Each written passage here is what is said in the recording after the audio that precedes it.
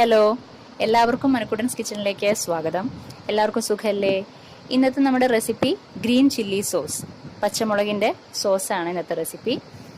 അത് വളരെ എളുപ്പത്തിൽ തന്നെ നമുക്ക് വീട്ടിലുണ്ടാക്കാം. വളരെ ശുദ്ധമായ, വളരെ കുറഞ്ഞ ഇൻഗ്രീഡിയൻസ് വെച്ച് വളരെ കുറഞ്ഞ സമയത്തിൽ ശുദ്ധമായിട്ടുള്ള ഗ്രീൻ ചില്ലി സോസ് നമുക്ക് വീട്ടിൽ തന്നെ റെഡിയാക്കാനായിട്ട് സാധിക്കും. അപ്പോൾ അതിന് വേണ്ടുന്ന ഇൻഗ്രീഡിയൻസ് എന്തൊക്കെയാണ്, എങ്ങനെയാണ് ഉണ്ടാക്കാമെന്ന് നമുക്ക് നോക്കാം.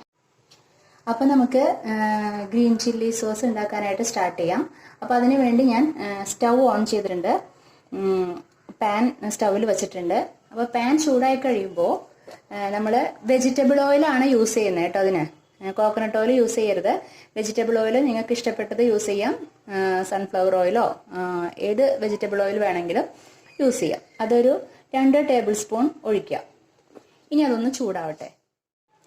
ചൂടായി കഴിയുമ്പോൾ നമുക്ക് ജീരകം ആഡ് ചെയ്യാം. 1 ടേബിൾ സ്പൂൺ ജീരകം ആഡ് ചെയ്ത് കൊടുക്കാം.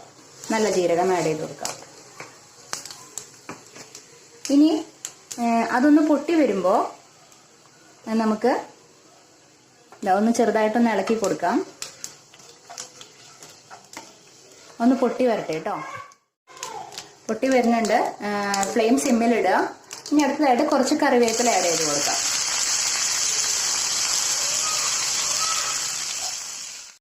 അടുത്തായിട്ട് ഒരു ചെറിയ കഷ്ണം ഇഞ്ചി ഞാനിങ്ങനെ ചെറുതായിട്ട് മുറിച്ച് വെച്ചിരിക്കുകയാണ്. ചെറിയ കഷ്ണം എടുത്താൽ മതി കേട്ടോ. അപ്പോൾ അത് ആഡ് ചെയ്ത് കൊടുക്കാം.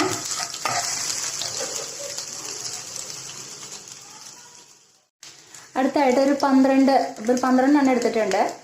12 അല്ലി വെളുത്തുള്ളി, അത് അതുപോലെ തന്നെ ആഡ് ചെയ്ത് കൊടുക്കാം. നന്നായിട്ട് മിക്സ് ചെയ്യാം. അടുത്തായിട്ട് 1 ടേബിൾ സ്പൂൺ കായത്തിൻ്റെ പൗഡർ, കായംപൊടി വാങ്ങിക്കാൻ കിട്ടും, അത് ആഡ് ചെയ്ത് കൊടുക്കാം കേട്ടോ. നമുക്ക് കായംപൊടി LGയുടെ കായംപൊടി ഇതുപോലെ വാങ്ങിക്കാൻ കിട്ടും കേട്ടോ. അത് 1 സ്പൂൺ നമ്മൾ ആഡ് ചെയ്ത് കൊടുത്തിട്ടുണ്ട്. നന്നായിട്ടൊന്ന് മിക്സ് ചെയ്യാം. അടുത്തായിട്ട് ഞാൻ ഒരു 150 ഗ്രാം പച്ചമുളക് അതെടുത്തിട്ടുണ്ട്. നമുക്ക് ഇഷ്ടമുള്ള വലുപ്പത്തിൽ കട്ട് ചെയ്യാം കേട്ടോ. എന്ന് വെച്ചാൽ ഇത് അരയ്ക്കേണ്ടതല്ലേ. ഇത് ആഡ് ചെയ്ത് കൊടുക്കാം നമുക്ക്.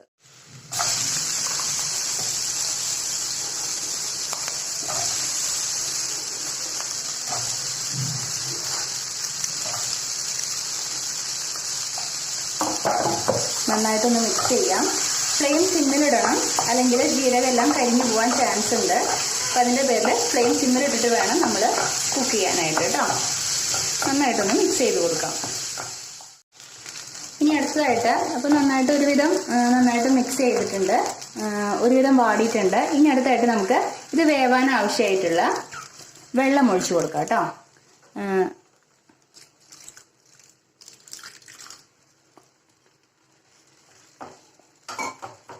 നന്നായിട്ടൊന്ന് മിക്സ് ചെയ്യാം.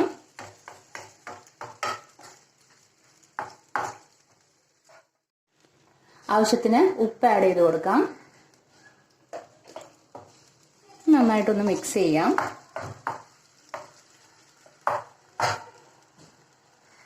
ഇനി നമുക്ക് ഇതൊന്ന് അടച്ചു വച്ചിട്ട് വേവിക്കാം കേട്ടോ. ഇടയ്ക്കിടയ്ക്ക് നമ്മളിങ്ങനെ മിക്സ് ചെയ്തുകൊണ്ടിരിക്കണം. ഒരു 10 മിനിറ്റ് നേരം ഇങ്ങനെ നമുക്ക് വേവിക്കാം കേട്ടോ. അടച്ചു വയ്ക്കാം. നമുക്ക് തുറന്ന് നോക്കാം.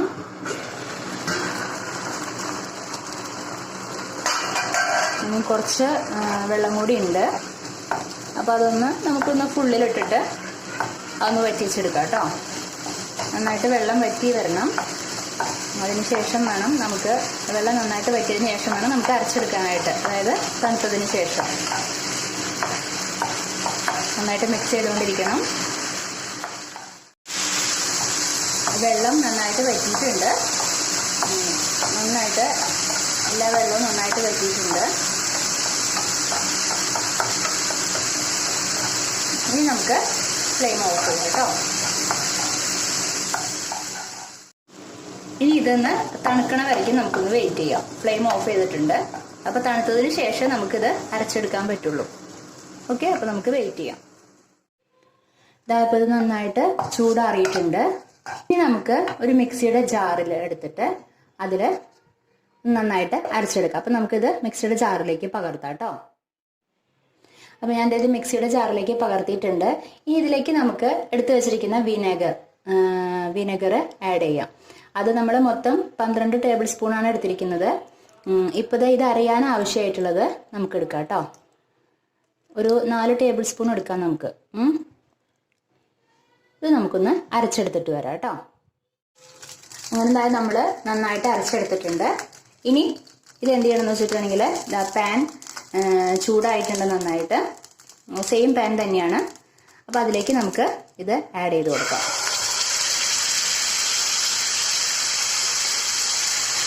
ഫ്ലെയിം സിമ്മിലിടാം കേട്ടോ. ഇത് ആഡ് ചെയ്ത് കൊടുക്കാം.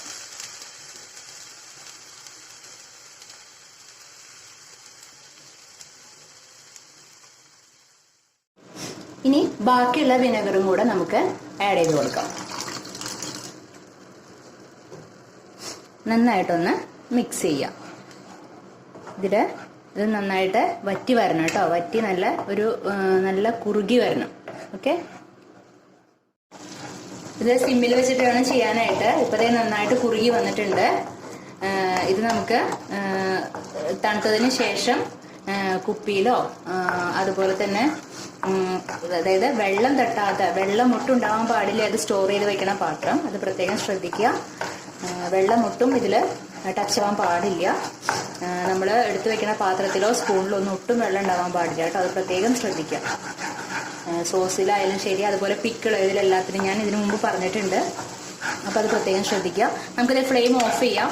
ഇനി ഇത് തണുത്തതിന് ശേഷം നമുക്ക് നമുക്ക് ഇഷ്ടപ്പെട്ട ഒരു പാത്രത്തിലാക്കിയിട്ട്, നന്നായി തുടച്ച പാത്രത്തിലാക്കി ഫ്രിഡ്ജിലെടുത്ത് സൂക്ഷിക്കാം. ആവശ്യത്തിനനുസരിച്ചിട്ട് ഉപയോഗിക്കാം. ഒരു 3 ആഴ്ചയോളം ഇത് കേടുകൂടാണ്ട് നമുക്ക് സൂക്ഷിക്കാൻ പറ്റും. ഞാൻ 3 ആഴ്ചക്കുള്ള അത്രയ്ക്കുള്ളതേ നമുക്ക് ആവശ്യത്തിനുള്ളത് ഉണ്ടാക്കിയാൽ പോരെ. അതിൽ കൂടുതൽ ഞാനങ്ങനെ ഉണ്ടാക്കി വെക്കാറില്ല. അപ്പോൾ ഞാൻ സൂക്ഷിച്ചു വെക്കുന്ന ഒരു കണക്കാണ് ഞാൻ പറഞ്ഞത് കേട്ടോ.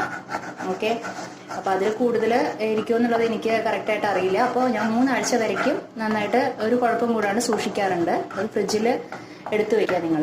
അപ്പോൾ ആവശ്യത്തിനുള്ളത് ഉണ്ടാക്കുക, ഇതുപോലെ സൂക്ഷിച്ചു വെക്കുക. നമ്മളെപ്പോഴും എല്ലാത്തിലും ഉപയോഗിക്കണില്ലല്ലോ സോസ്. അപ്പോൾ നമുക്ക് നമ്മുടെ home made chilli sauce ready ആയിട്ടുണ്ട്. അപ്പോൾ നിങ്ങൾക്ക് ഈ വീഡിയോ ഇഷ്ടപ്പെട്ട് കഴിഞ്ഞിട്ടുണ്ടെങ്കിൽ ലൈക്ക് ചെയ്യാനും കമൻറ്റ് ചെയ്യാനും ഷെയർ ചെയ്യാനും ഒന്നും മറക്കരുത് കേട്ടോ. അപ്പോൾ നമുക്കിനി അടുത്ത എപ്പിസോഡിൽ വേറൊരു പുതിയ വിഭവമായിട്ട് വീണ്ടും കണ്ടുമുട്ടാം. Okay, bye, thank U.